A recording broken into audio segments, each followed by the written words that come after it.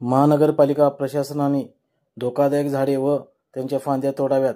लोकहित मंच अध्यक्ष मनोज भिसे यांची मागणी.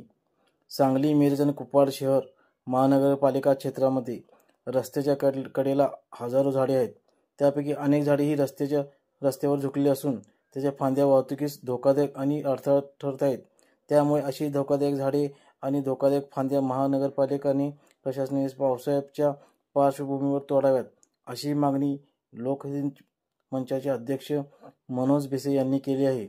सदर धोकादायक झाडे ही सिव्हिल हॉस्पिटलच्या मागील बाजूस युनियन बँकेपासून जाणारा रस्ता, कुलकर्णी लॅब समोर, तसेच सिव्हिल हॉस्पिटल रोड ते स्टँड रोड, विश्रामबाग परिसर, राजमती भवन परिसर, बापटमळा परिसर आदी परिसरामध्ये अशी धोकादायक झाडे आहेत. सदर रोडवरती मोठ्या प्रमाणात झाडे वाहतूक व नागरिकांना वर्दळ असते. काही झाडे पूर्णपणे पडण्याच्या अवस्थेत आहेत. शिवाय काही झाडे वाळलेली आहेत. मोठा अनर्थ घडण्यापूर्वी या झाडांच्या फांद्या लवकरात लवकर काढण्यात याव्यात, अशी मागणी ही भिसे यांनी केली आहे. मी सम्यक महाराष्ट्र न्यूजसाठी प्रमोद चिनके.